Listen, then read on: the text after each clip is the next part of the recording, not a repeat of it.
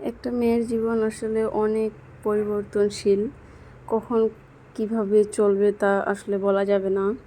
বিয়ের আগে একরকম, বিয়ের পরে আরেক রকম অনুভূতি। আসসালামু আলাইকুম, কেমন আছেন সবাই? আশা করি ভালো আছেন। আমরাও আলহামদুলিল্লাহ ভালো আছি।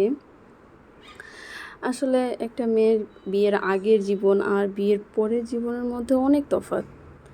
এখানে অনেক কাজ, অনেক সংসার গোছানো থেকে শুরু করে রান্না বান্না সব কিছু নিজেকেই সামলাইতে হয়। অথচ বিয়ের আগে যে মেয়েটা কোনো কিছুই করতো না, বিয়ের পরে তাকে আজকে সব করতে হয়। এখানে যেমন অনেকটাই খারাপ লাগা থাকে, আবার অনেক ভালো লাগাও থাকে। প্রত্যেকটা মেয়ের লাইফই কম বেশি আসলে এমনই। সে বাইরে যাই করুক না কেন, তাকে সংসার সামলাইতেই হবে। দিন শেষে তাকে সব কিছু সংসারের জন্য, নিজের হাজবেন্ডের জন্য, নিজের জন্য করতে হবে।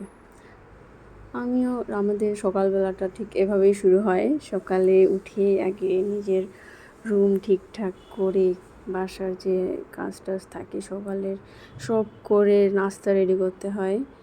আজকে নাস্তার মধ্যে আমি তো ওই ডিম করছি, ডিম দিয়ে পাউরুটি, এগুলোই করতেছিলাম। তবে একটা কথা কি, যে আমি তাও সব কাজ করি না, আমার হাজব্যান্ড আমাকে অনেক বেশি হেল্প করে।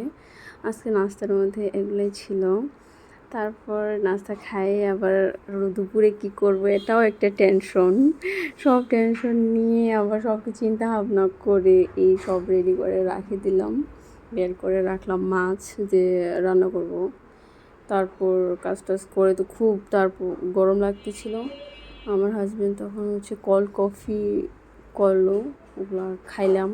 খাইয়ে খুবই রিফ্রেশ লাগতেছিল, আর খুব টেস্টি করে বানায় আমার হাজব্যান্ড কফি। এদিক দিয়ে সে একদম এক্সপার্ট। সবাই ভালো থাকবেন। আসসালামু আলাইকুম।